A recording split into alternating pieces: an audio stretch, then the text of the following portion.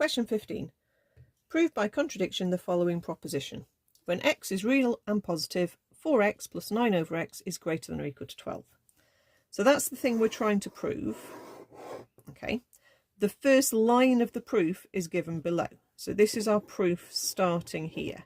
It's given as the first line, which is we're assuming there is a positive and real value of x such that 4x plus 9 over x is less than 12. Okay, so we're doing the contradiction of the original statement by reversing and getting rid of the equality on the sign. So rather than saying it's always 12 or more, we're saying it can only be less than 12. Okay, so what we do then is we manipulate the algebra and show that something goes wrong along the way. Okay, because x is positive,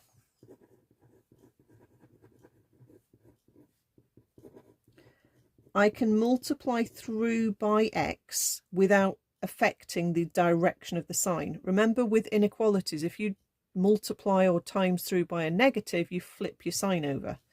But because x is positive, we don't have to worry about that. We can just times through by x and get 4x squared plus 9 is less than 12x.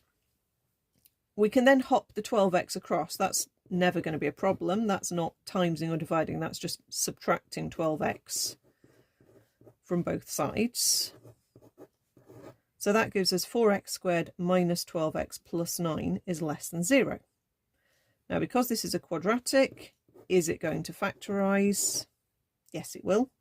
And actually, it's going to factorise with a 2x at the start of each bracket, a 3 at the start, 3 at the end of each bracket, and a minus.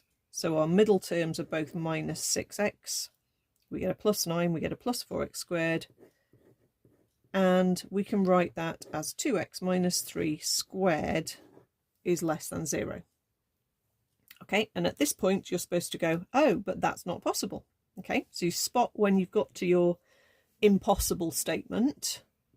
Okay, so that's not possible as squares are greater than or equal to 0. So therefore, our assumption was false.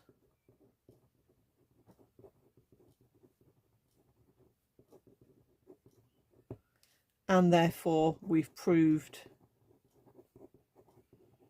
that 4x plus 9 over x is actually greater than or equal to 12 instead. Okay, so we had our contradiction because we got to a statement that was not possible. We said that the assumption was false and therefore our original statement was true. Make sure you put your conclusion in. Don't just get to the line that's impossible and assume that you've done it and the examiner will fill in the gaps for you. You've got to spell it out why it's proved.